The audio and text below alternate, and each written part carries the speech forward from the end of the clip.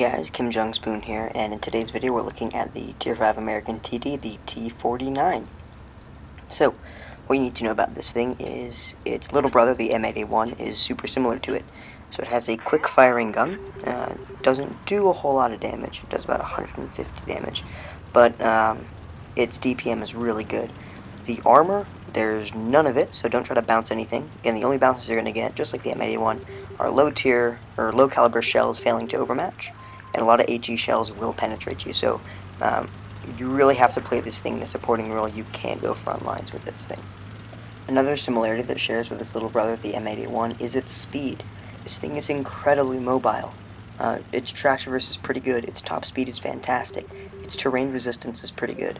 However, the turret traverse does kind of let you down. The turret turns incredibly slowly, so if you do try to circle somebody with this, make sure you pre-turn your turret so when you can get to circling them, you don't have to turn your turret, because it is really slow. It's almost on par with the high-tier German heavies, the E75 and the E100. It's really, really slow, so make sure you take that into account. If you're trying to bring the gun to bear, it's usually better to turn the hull also to get the gun around more quickly. Anyways, looking at the game that we're playing right here, this is a Tier 6 game on Oasis Palms. We are low tier, but that doesn't matter for the T49. So I pushed this hill location early. This is great for getting spots in, but luckily for me, there weren't any enemy heavies here, or else I would have been in trouble. I could have probably backed out due to the incredible speed of this tank, but I'm still lucky that there weren't any heavies lurking around this side. They all pushed the opposite hill, which is giving me great sniping fire into their Tier 5 TDs and lights.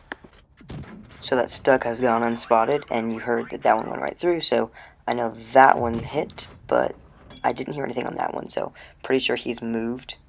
Now we're taking shots at this M4, and right as we're about to pull the next one, he decides to pull back down the hill, so don't get a second shot into him. But because of the incredible speed, we're going to relocate, and there's still some tanks that aren't spotted, specifically their Cromwell, so we're going to go find him. Bam, he's AFK. Awesome. So, server lag trolls me in that one. That's not the first time this happens in this game. And I'm going to do something that I like to do really often. So I'm going to aim at his engine, and then use a little bar at the bottom right. I'm not sure what Wargaming calls it, but it's really helpful because I'm aiming at his engine, putting shots into him, but I'm also being able to look around to increase situational awareness. So now with that last shot, the M4 pops up, and we're going to switch targets because the M4 is actually dangerous. This gun's actually in play. So our first shot, we go for the tracking, and the second shot right through his lower plate, and he completely misses his shot. And as he's backing down, our M4 takes him out. We switch targets back to the Cromwell, who then comes back alive. Server lag trolls us, and he bounces.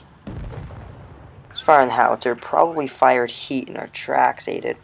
But then again, shouldn't heat have penetrated? I don't even know what happened there, but anyways, RNGesus saved us one more time. Our fire against that Jagdpanzer IV. Let's see, that one definitely went in. We heard him say it, and it looks like he fixed his engine, and he's getting out. Super clutch shot. We hit that one, and now the Stug. I really should have hit that shot right there. The Stug's got no armor either. Can we bounce one? Yes, we can! Look, that one looks like it hit its gun mantlet. And we secure the kill on the Stug. And there's that Churchill one. Not facing us, no problem. And he gets taken out by the T1 Heavy. Now we set the Jagdpanzer IV. And let's go get him. So it looks like we should be able to get the kill on this guy. Switching to APCR. I want to make sure I penetrate. Oh, and he does hit us with a good shot. That damage output must have been firing HE with one of the 75 mils. And see me stop there for a little bit. That was just to make sure that server lag didn't troll me for a third time. I didn't really aim. I just wanted to make sure that the shot actually went where the server knew that my turret was pointing. So anyways, 2,500 damage. Not bad. Now, here's a game with me platooned up with Sebastian 1145. We're both in our T49s. And the other team has a T49 platoon as well. So it's a T49 standoff. So anyways, we're going to push the left side over here. I see a little orange triangle following me in the minimap. That's Seb. And again, we're just going to push this hill and make sure that their T49s don't come over here. Those are really our main concerns, their T49s. And our team saying, just camp at the back. So, I'm reminding them that heavy tanks have armor for a reason. And, ooh, hey, one of their light tanks. Don't mind if I do. So this guy's going on a Sui Scout run. And I want this kill. Super clutch.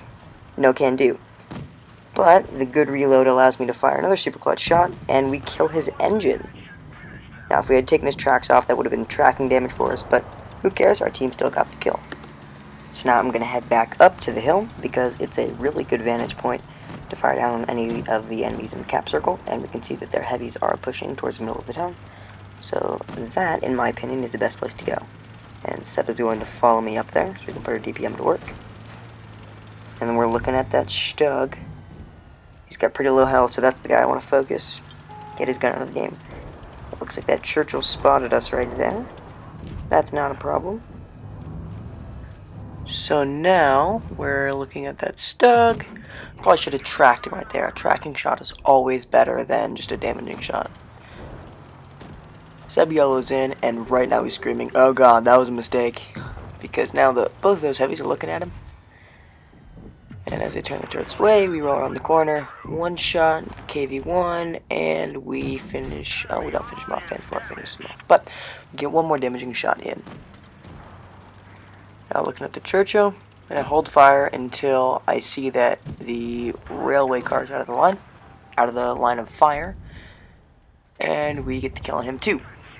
Now, the T49 Platoon is still unspotted, and they have an Su-85 out there somewhere.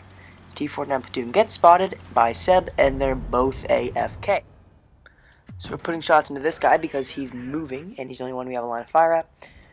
I'm telling Seb to fire at him, and he says, alright, one sec, let me let this guy on fire. So he finishes him off. One more shell in, and Seb and I are in the reload contest, which he happens to win. So now they have the Su-85 left, and let's go looking for him. Kind of miscommunication here. We couldn't figure out where the shots are coming from because Seb was getting shot at on that side. So, and he says, "Oh, yep, over here." So we're heading back over this way to spot the Su-85. Where is he at?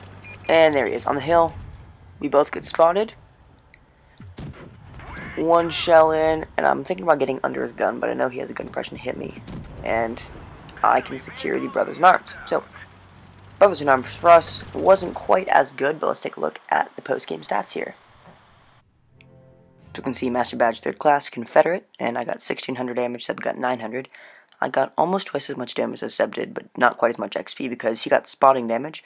He was spotting those T49s while I was putting shells in, and because I was not spotting the tanks I was shooting at, I don't get quite as much XP. So, the T49, to sum up, it's an M8A1 on steroids, quick firing gun, lots of DPM, no armor, very mobile with slow turning turret. This is one of my favorite tier 5 tanks because of its mobility and its potent DPM. And I highly recommend this to anybody who's really wants to learn how to drive mediums, because this is a really good intro to medium tanks. Even though it's a tank destroyer, it's fast, and it has that kind of DPM gun. So if you guys want to see more awesome videos like this, then subscribe to the channel. Little PSA, public service announcement, because of some issues partnering with a service called Freedom, we've migrated to a new channel. So if you guys are subscribed to the old channel, make sure to subscribe to the new one, because there's not going to be any new videos posted on that one. This is the channel that the new videos are going to be posted on, so make sure you subscribe to this one, and stay tuned for more awesome tank videos. Thanks.